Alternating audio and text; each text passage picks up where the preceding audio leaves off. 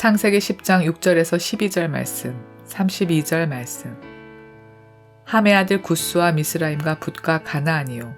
구스의 아들은 스바와 하윌라와 삽다와 라아마와 삽드가요. 라아마의 아들은 스바와 드단이며 구스가 또 리므롯을 낳았으니 그는 세상의 첫 용사라. 그가 여호와 앞에서 용감한 사냥꾼이 되었으므로 속담에 이르기를 아무는 여호와 앞에 니므롯같이 용감한 사냥꾼이로다 하더라. 그의 나라는 시날 땅의 바벨과 에렉과 앗갓과 갈레에서 시작되었으며 그가 그 땅에서 아스루로 나아가 니느웨와 르호보딜과 갈라와 및 니느웨와 갈라 사이에 레센을 건설하였으니 이는 큰 성읍이라. 이들은 그 백성들의 족보에 따르면 노아 자손의 족속들이요 홍수 후에 이들에게서 그 땅의 백성들이 나뉘었더라.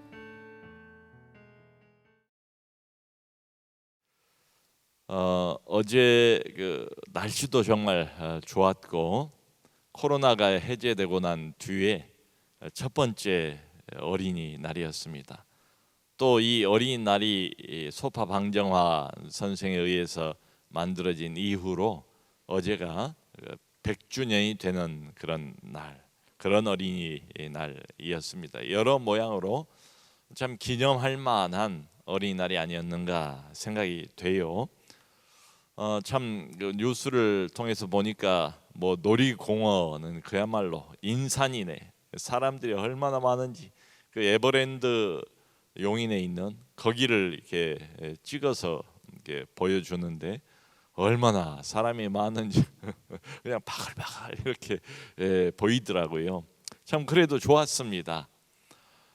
어린이는 나라의 보배죠. 또 한 가정의 기쁨이기도 하고. 그런데 이런 생각을 이제 해봐요. 오늘 본문하고 이렇게 관련을 지으면서 우리 집안의 아이들 늘 엄마 아빠의 기도를 받으면서 이렇게 자라는 아이들, 그리고 어려서 이제 주일 학교도 나가고 이렇게 쭉 교회 울타리 안에서 커가는 이런 아이들 말이에요.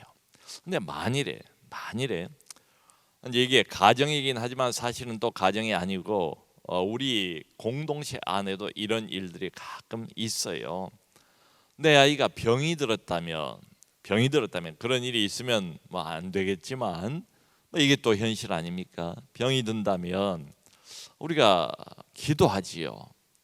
낫기를 위해서 아마 나을 때까지 계속 기도하고 또 기도하고 또 기도하고, 그야말로 과부의 심정처럼 하나님 앞에 매달려서 계속 두들기고 열려고 애를 쓰면서 하나님의 응답을 구하지 않겠습니까? 그런데 결국 이 아이가 낫지를 못했어요. 그리고는 하나님께서 이 아이를 기어이 데리고 가시고 말았다. 가족품을 떠났다. 참 안타깝고 뭐라고 참 이런 가정에 대해서 위로의 말 할 말이 부족해요. 뭔 말을 한들 과연 부모 심정의 위로가 과연 되겠는가? 참 침묵 가운데서 안타까움 가운데서 계속 하나님 앞에 이제 그 가정들을 올려드리면서 기도하는 수밖에 없지요. 자, 그런데 이제 이렇게 대조를 일부러 해보는 겁니다. 또 이게 현실이기도 하니까요. 근데 어떤 사람은 어떤 가정을 보면 그 가정은 하나님의 하자도 몰라요. 교회 안 나가요. 아주 절에 심취한 불교를 믿는 이런 가정이에요. 그런데 그런 가정의 자녀들을 보면 다 건강해요. 건강하고 아프지도 않고 공부도 또 잘해요. 공부도 잘하고 학교도 잘 들어가고. 여러분, 만일에 이런 대조되는 두 가정이 있다면, 만일에 우리가 그 당사자라면, 아니 이런 가정을 알고 있는 지인이라고 한번 생각을 해봅시다. 믿는 사람으로서 과연 무슨 할 말이 있겠는가? 이게 얼마나 큰 시험이겠습니까? 어려움을 당한 이 가정에 신앙의 큰 회의가 들지 않겠는가? 마음의 고통은 이루 말할 것도 없고요. 교회를 다니긴 다녀도 과연 예전 같은 이런 마음을 가지고 하나님을 바라볼 수 있을 것인가? 그렇게 안 될 거예요. 아마 어떤 가정들은 그런 경우들이 있습니다. 가끔은 결국 교회를 또 포기해버리고 나오지 않게 되기도 하고 하나님을 떠나버려요. 자, 이런 사람들 앞에서, 이런 사람들 향해서 우리가 과연 무슨 말을, 무슨 권면을, 하나님에 대해서 무슨 위로의 말을 할 수 있을 것인가? 여러분, 지금도 우리가 신앙생활을 하지만 우리의 그 삶의 현장에서 소위 말하는 신앙 상식이라는 게 있지 않습니까?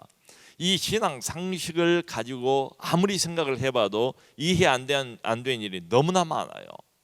우리가 늘 듣는 것은 하나님의 사랑이요, 하나님의 보호요, 하나님의 인도하심인데, 이렇게 어려움을 만나면 여러분, 이게 뭐 솔직하게 실감이 납니까? 그러니까 하나님께서 내가 그토록 기도하는데 조금만 도와주시면 어떤 큰 공사를 수주할 수가 있어요. 근데 안 돼요. 내가 회사 진급할 차례가 됐어요. 기도합니다. 하나님이 조금만 도와주시면, 하나님이 원하기만 하시면 내가 진급할 수 있어요. 안 돼요. 그토록 부모들이 기도하고 온 가족이 기도하면서 대학의 문을 두들겼는데 하나님이 조금만 도와주시면 뭐 점수 차이가 1점, 2점 가지고도 당락이 결정되고 그러잖아요. 조금만 도와주시면 될 텐데 진학이 무산되고 맙니다. 안 돼요. 이게 만일에 됐더라면 얼마나 하나님께 우리가 영광을 돌렸을까요? 얼마나 두 손 들고 하나님을 찬양했을까요? 얼마나 마음을 담아서 하나님께 감사했을까요? 근데 하나님이 그렇게 안 하세요. 그리고는 오히려 우리가 구했던 것과는 거꾸로 역사하신 때가 적지가 않은 것처럼 보여요. 그러니까 이렇게 보면 하나님이 내가 기도를 실컷 하고 하나님을 열심히 믿고 그리고 섬긴다고 섬겼는데, 그럼에도 불구하고 하나님이 마치 거꾸로 참 이런 말을 입에 담기는 우리가 뭐 하지만 참 성경을 보면 저주를 받은 것처럼 하나님이 그렇게 우리 인생을 몰고 가는 경우도 없잖아 있어요. 자, 그러면 내가 이렇게 어려움을 당하는 것은 그렇다 치더라도 내 옆에 하나님의 하자도 알지 못하고 하나님에게 무관심하고 그리고 마음껏 교만하고 자신을 드높이는 어떤 사람, 아까 말씀드렸던 그런 예를 한번 생각을 해보자고요. 하나님을 알지도 못하는 사람은, 그러니까 이제 이런 단어를 우리가 쓴다면, 축복이라는 단어를 쓴다면, 하나님을 알지도 못하는 저 사람은 내가 볼 때 지나칠 정도로 하나님이 축복을 해 주신다 이 말이죠. 여러분, 이 딜레마를 우리가 어떻게 풀어야 될까요? 이것은 우리가 하나님을 믿는 신자에게 정말 큰 고민거리가 아닐 수가 없지요. 자, 그런데 오늘 본문 성경을 보면 오늘 본문이 거기에 대해서 일종의 답을 하나 주고 있는 셈입니다. 무슨 답인가 하면, 이런 고민거리, 이런 어찌 보면 모순, 우리가 풀 수 없는 어떤 딜레마, 신앙의 딜레마, 이게 지금 와서 근래에 생겨난 이런 문제, 이런 고민거리가 전혀 아니었다. 말하자면 처음부터, 창세기 때부터 오늘 본문에 그 이야기가 나와 있습니다. 처음부터 그랬다, 이 이야기입니다. 여러분, 지금 노아가 이제 방주에서 나와가지고 새 아들이 온 세상에 번성이 되지 않습니까? 말하자면 두 번째 인류의 시조가 바로 이 새 아들이에요. 우리가 봤던 것처럼 셈과 함과 야벳, 새 아들 온 땅에 퍼지죠. 근데 아버지인 노아의 술을 먹고 완전히 취해서 벌거벗고 자고 있는 그 모습을 두 아들 야벳과 셈과 야벳 두 사람은 가만히 뒷걸음질을 쳐서 아버지 하체를 덮어드렸고, 함은 그것을 동네방네 자랑하는 것처럼 조롱하고 그것을 이제 가십거리로 만들지 않았습니까? 하나님의 영감을 받은 그 노아가 술에서 깨어서, 잠에서 깨어서 함을 저주하는 장면이 나오지 않습니까? 함을 저주하면서 그 함의 자손인 가나안도 함께 저주하는 장면을 지난주에 우리가 보았어요. 자, 여러분, 아버지인 노아의 축복을 받지 못했습니다. 노아의 입술을 통해서 함은 이미 저주의 자식으로 하나님의 저주를 받은 그런 상태예요. 자, 그런데 그리고 난 다음에 한 장 넘겨서 오늘 10장을 보면 좀 그림이 달라요. 좀 이상해요. 뭔가 하면 오늘 내용을 보면 성경의 실제 내용은 함이 저주를 받는 게 아니라 세상적으로 보면 한껏 축복을 받고 있는 것처럼 그렇게 보인다 이 말이죠. 여기 이제 아까 우리가 읽었던 6절을 보면 함에게서 나온 내 아들을 소개를 하고 있는데요. 그 첫 번째가 구스입니다. 구스는 신약 성경에도 나오지만 고대 이디오피아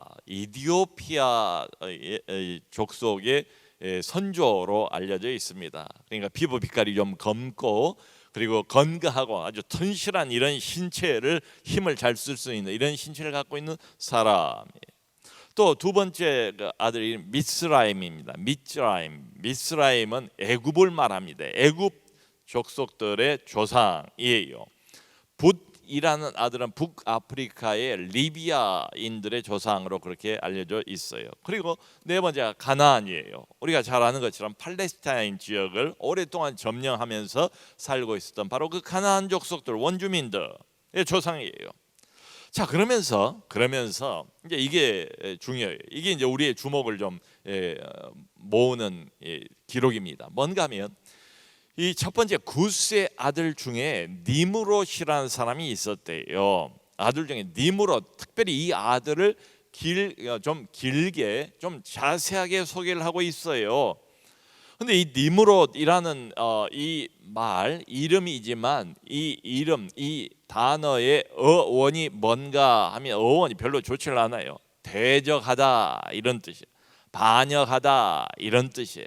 그러니까 니므롯이라는 이름이 안고 있는 이 의미는 뭐냐 하면 한마디로 이 사람은 누구냐? 반역자다, 대적자다. 어디에 대적을 하는가? 하나님에게 대적을 하는 사람, 하나님에게 반역을 하는 사람. 그게 이 니므롯이라는 사람의 이 인물의 이름의 의미가 그래요. 자, 그런데 이상한 것은 8절을 가보면 이런 이야기가 나와요. 니므롯은 누구였는가 하면 이 세상의 첫 번째 용사였다. 첫 용사. 그러니까 이 니므롯이 자라서 온 세상에서 가장 막강한 전쟁 용사가 됐다는 거예요. 영어 성경에는 warrior 이렇게 나와 있어요. 큰 전쟁 용사, 위대한 전쟁 용사가 됐다는 거예요. 그리고 이 사람이 뭐 여러 인물들이 지금까지 쭉 뭐 거쳐갔겠지요. 거쳐갔는데 첫 용사라고 말할 수 있을 정도로 매우 강하고 용감한 사냥꾼이 되었다. 9절에 그렇게 나와 있습니다. 심지어 너무 용감하고 너무 용맹스럽고 사냥을 너무 잘하고 이런 사람이었기 때문에 속담이 생겨날 정도였대요. 무슨 속담인가 하면 누구누구는 그러니까 어떤 사람이 용감하고 씩씩하고 뭐 사냥을 잘하고 전쟁 용사이고 이럴 때는 누구하고 비교를 하는가 하면 누구누구는 여호와 앞에서 니므롯 같이 용감한 사냥꾼이로다. 이렇게 속담마저 만들어질 정도였다는 거예요. 여러분, 가나안의 그 후손이라면 저주를 받아야 되지 않습니까? 안 그렇습니까? 함의 후손인데 말이에요. 근데 저주처럼 보이지를 않아요.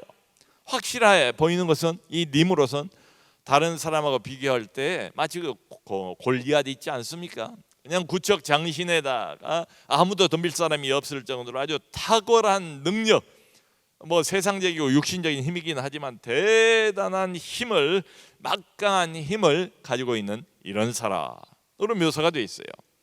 여러분, 이 힘이 어디서 왔을까요? 이 탁월한 이 사냥하는 기술, 능력, 이것도 사람의 은사인데 이게 어디서 왔을까요? 우리가 짐작해 볼 수 있는 것은 하나님이 주셨다 이거지요. 하나님으로부터 받은 거예요. 이것도. 그러니까 이런 의문이 생기죠. 과연 이게 저주가 맞는가? 이런 의문이 생기지 않겠습니까? 자, 그런데 다른 면으로 보면 아까 니므롯이라는 사람의 이름 자체가 의미를 하고 있는 것처럼 중요한 건 뭐냐? 성경의 관심사는 뭐냐? 하나님은 뭘 보시냐? 하나님에게 중요한 핵심적인 주제가 있다면 예나 지금이나 딱 한 가지예요. 니므롯과 하나님과의 관계. 니므롯의 사람됨이 어떤 것인가? 하나님과의 관계, 그의 영성이 어떤 것인가? 믿음 없어요. 아까 이름이 묘사하는 것처럼 이 사람은 하나님께 반역자예요. 반역자. 그래서 여기 아까 읽었던 그 이제 속담이 있지 않습니까? 누구는 여호와 앞에서 니므롯 같이 용감한 사냥꾼이로다 했는데, 여호와 앞에서 여기 9절 앞부분 9절 A, 그러니까 9절 앞부분입니다. 그가 여호와 앞에서 용감한 사냥꾼이 되었으므로. 근데 이 여호와 앞에서 할 때 그 앞에서라는 단어, 히브리어 단어가 리프넨데요. 이것을 이게 이제 학자들은 그렇게 해석을 해요. 달리 해석할 수가 있어요. 이제 어법상, 히브리어 어법상 맥락을, 문맥을 살펴보면 그것을 앞에서라고 번역할 수도 있지만 이것을 하나님에 대항하여라고 번역할 수도 있어요. 그래서 현대인의 성경은 그 의미를 살려가지고 이렇게 번역을 해놨습니다. 그 부분을, 그는 여호와를 무시하는 힘센 사냥꾼이었다. 힘만 세요. 힘은 엄청 세요. 골리앗처럼. 여러분 그 앞에 가인의 후예를 쭉 이야기를 하다가 라멕이라는 사람이 나오지 않았습니까? 엄청난 폭력성을 가지고 온 세상을 막 휘두르고 자기 힘을 사용을 해서 다 사람들을 평정을 하면서 하나님을 비꼬고 조롱했던 그 사람 말이에요. 라멕의 후예, 라멕의 정신, 라멕의 영성을 그대로 이어받은 영혼이 매우 어두운 힘만 센 사람이 누구냐 하면 바로 니므롯이에요. 그러니까 현대인의 성경이 좀 의역을 했지만 이 의역이 문맥을 보면 틀리지를 않아요. 그는 누구냐? 여호와를 무시하면서 힘센 이런 사냥꾼이었다. 그가 가지고 있는 힘은 어떤 힘이겠습니까? 영적인 힘은 아니지요. 하늘의 힘은 아니지요. 세상의 힘이지요. 육신의 힘이지요. 여러분, 이 세상 힘도 유익한 게 많아요. 세상 힘을 잘 사용을 하면 아닌 게 아니라 용사의 소리를 듣지 않습니까? 영웅이라는 소리를 듣지 않습니까? 그 항우라는 사람, 중국의 유명한 영웅 아닙니까? 힘이 센 사람이에요. 근데 이걸 잘못 사용하면 어떻게 되겠습니까? 폭군이 되지요. 폭군이 되고 자기 마음대로 이 힘을 휘두르면서 하고 싶은 것을 마음대로 거침없이 하면서 사람들을 죽이거나 압제하거나 이런다면 독재자 될 수밖에 없지요. 그래서 이제 이 부분을 해석하는 그 주석가들이 이런 이야기를 해요. 자, 사냥을 잘하는 사냥꾼이었다고 그랬는데 문맥을 보면 그가 과연 동물 사냥만 하겠는가? 이 안에 사냥꾼이라는 말 속에는 이런 의미가 함축이 되어 있지 않겠는가? 이때 당시에 사냥이라는 것은 그저 짐승을 잡아서 먹고 사는 한 생계의 수단만은 아니었다 이 말이지요. 사냥은 일종의 전쟁 연습이었다. 사냥은 일종의 자기 힘을 단련하는 연습이고 훈련이었다. 그러므로 이 니므롯은 한 걸음 더 나가서 마치 짐승을 사냥하는 것처럼 사람 사냥을 하는 사람 사냥꾼이었다. 이렇게 이제 확대해서 해석을 합니다. 근데 여러분, 이 해석이 지나치지가 않은 게요. 문맥을 보면 이 니므롯이 그 막강한 힘을 가지고 무슨 일을 했는가? 남을 도왔는가? 무슨 어떤 그 좋은 어떤 건물을 짓는데, 무슨 공공 건물을 짓는데 자기 힘을 사용을 했는가? 아니면 사람들을 앞장서서 리드하는데 선한 일을 하는데 이런 힘을 사용했는가? 전혀 그런 건 아니요. 그런 암시가 없어요. 보면 여기 정확하게 나와 있는 게, 기록되어 있는 게 뭔가 하면 이 사람 니므롯이 그 힘을 가지고 나라를 건설했대요. 10절부터 이제 그 이야기예요. 그의 나라는 하면서 그가 건설한 나라를 쭉 언급을 하고 있어요. 여러분, 성경 전체에서 지금까지 이제 작은 어떤 그걸 뭐라고 불러야 할까요? 그냥 시족 사회, 조금 더 커봐야 부족 사회 이 정도일 거예요. 근데 나라, 국가라는 명칭이 처음으로 등장하는 게 바로 이 대목이에요. 니므롯이 나라를 만들었대요. 국가를 만들었대요. 이젠 작은 시족 사회, 가족 단위의 이런 공동체가 아니에요. 국가예요. 거대한 수많은 사람들을 거느리고 지배하는 국가를 처음으로 탄생시킨 사람이 바로 이 니므롯이었다 이 말이죠. 그러면서 그가 만든 나라까지도 구체적으로 나와 있어요. 여기 10절을 보면 신할 땅의 바벨이 먼저 나옵니다. 이 바벨이 뭔가 하면 바로 우리가 잘 알고 있는 후에 바벨론이 되는 그 나라예요. 바벨론. 11절에 또 이 사람이 니므롯이 무슨 나라를 건설했는가 하면 그 땅에서 아수르로 나아가서 니느웨와 하면서 쭉 나오잖아요. 아수르라는 그 거대한 강대 국가도 니므롯이 건설을 했대요. 그 아수르의 수도가 어디입니까? 요나가 보냄을 받았던 그 수도가 니느웨 아닙니까? 그 이야기예요. 자, 여러분, 성경의 대표적인 두 나라, 하나는 바벨론, 하나는 아수르잖아요. 우리가 알고 있는 구약의 막강한 힘을 과시했던 두 나라가 이 두 나라예요. 근데 이 두 나라 다 기원이 누구라고요? 바로 니므롯이에요. 니므롯이 자기가 받은 막강한 힘과 탁월한 세상적인 육신적인 능력을 가지고 나라까지 건설했다. 말하자면 이 사람은 그 나라의 왕인 거예요. 이 사람은 그 나라를 점점 확장을 시키는 거예요. 근데 그 두 나라가 뭔가 하면 하나님을 적극적으로 대적하는 두 나라. 결국은 바벨론이라는 나라가 또 아수르라는 나라가 이스라엘의 남북을 멸망시키지 않았습니까? 결국은. 그러니까 하나님의 나라가 지금 계속 되어가고 있는데, 하나님은 하나님의 나라를 셈족들을 통해서 쭉 확산을 시켜가고 있는데 그것을 적극적으로 정면으로 반대하는 또 다른 나라가 있었다. 그 대표가 누구냐면 바로 니므롯이라는 거예요. 결국 북왕국 이스라엘은 BC 722년에 아수르에 의해서 멸망을 당하고, 남왕국 유다는 BC 586년에 어때요? 바벨론에 의해서, 느부갓네살 왕에 의해서 완전히 멸망이 되지 않습니까? 그러니까 니므롯은 어떤 존재인가 하면 하나님으로부터 어쨌든 그 부여받은 막강한 힘과 은사를 가지고 하나님께 적극적으로 대적을 하면서 자기 나라를, 세상 나라를 확장시키면서 결국 그 세상과 어둠의 힘을 가지고 하나님의 왕국을 멸망시킨 장본인이다, 이런 소리죠. 자, 여러분 여기 보면 그야말로 참 대조적이지 않습니까?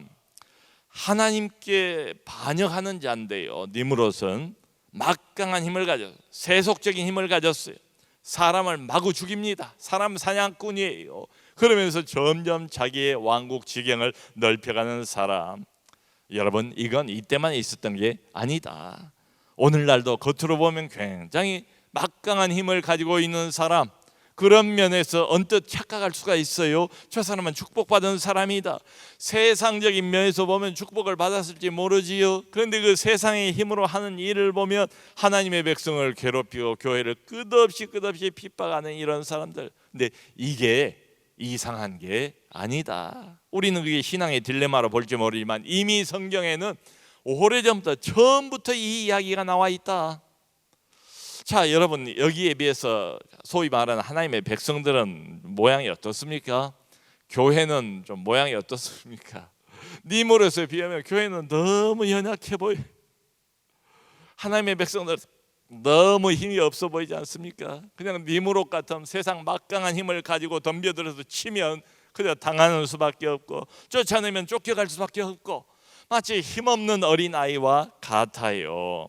여러분, 그런데 막강한 세상 힘을 휘두르는 사람을 한번 보세요.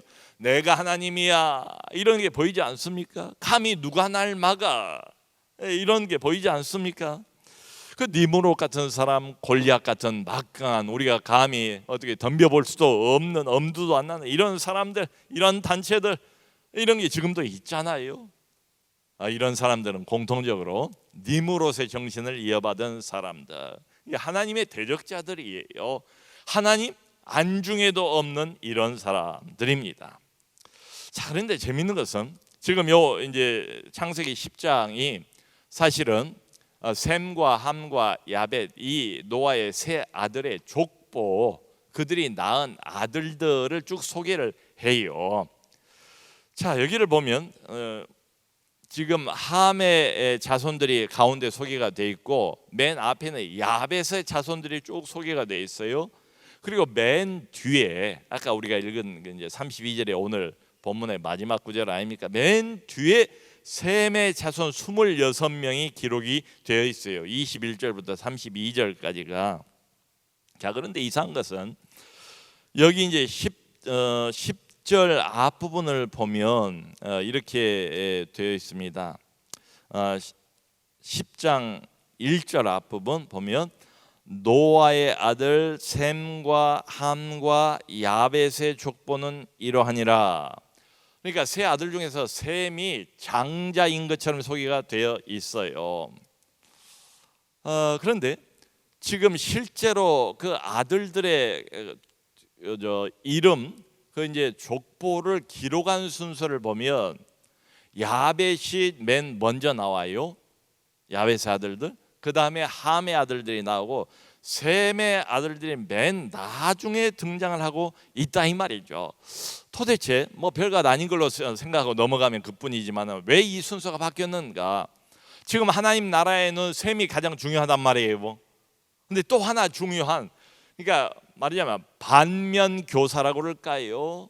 반대의 입장에 서서 하나님의 구원 역사하고 관련해서 매우 중요한 또 한 인물이 누군가 하면 바로 함 아니겠습니까? 끊임없이 하나님 나라를 방해하니까, 끊임없이 하나님 백성들을 핍박하니까, 끊임없이 사냥꾼 노릇을 하면서 하나님 믿고 의지하고 하나님께 부르짖는 자들을 짓밟으려고 하니까 말이죠. 중요해요. 그러니까 제일 덜 중요한 이런 관점에서 제일 구원 역사에 관한 한 중요성이 덜한 야벳부터 기록을 하고, 그 다음에 함에 대한 기록이 있고, 그 다음에 구원 역사의 비중에서 가장 비중이 높은 역시 셈에 관한 이야기가 맨 나중에 나왔다, 이런 이야기입니다. 여러분, 여기 32절 맨 마지막 절 우리가 아까 봤는데, 이들은 그 백성들의 족보에 따르면 노아 자손의 족속들이요 홍수 후에 이들에게서 그 땅의 백성들이 나뉘었더라, 이렇게 돼 있죠. 우리가 주목해야 할 단어는 이 마지막에 나뉘었다는 단어입니다. 셈과 함과 야벳이 말하자면 종족이 셋으로 나뉘었대요. 지역도 물론 나뉘었겠죠. 나뉜 이유가 뭐 자연스럽게 우리가 인간적으로 설명을 해볼 수도 있을 거예요. 근데 그것만이겠는가? 여러분 보면 하나님께서는 창세기 첫 부분부터 가인의 계통과 아벨의 계통을 나누지 않습니까? 람에게 계통과 셋이라는 자손이 또 나오지 않아요? 아벨에게서 셋의 계통을 나누지 않습니까? 그리고 오늘 우리가 보는 것처럼 함의 계통과 그리고 셈 족속의 계통들을 하나님이 나누신다. 하나님은 나누세요. 대부분의 인류는 하나님의 하자 관심 없습니다. 그저 힘세고 세상 권력 마음껏 누리고 살아가는 니므롯 같은 사람들을 추구하면서, 그런 인생을 추구하면서 그런 사람들을 부러워하면서 대부분은 그쪽으로 가요. 그런데 그렇지 않은 사람들이 있더라. 하나님의 이름을 부르는 자들이 있었다. 그러니까 크게 보면 여전히 인류의 두 지금 부류는, 한쪽은 니므롯 같은 하나님의 대적자가 있고 또 한쪽은 힘이 없고 연약해요. 치면 그냥 맞을 수밖에 없어요. 밟으면 밟을 수밖에 없어요. 그런데 하나님이 선택한 선택자 셈의 계열이 있더라 이 말이죠. 여러분 우리는 어디 소속이 있습니까?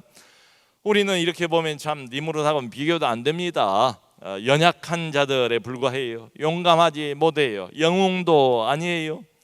그러니까 잘못하면 우리도 약하기 때문에 세상은 살아야 되겠고, 세상에 아부하는 때도 있고 세상에 타협하는 때도 있고 이렇게 되는 거예요.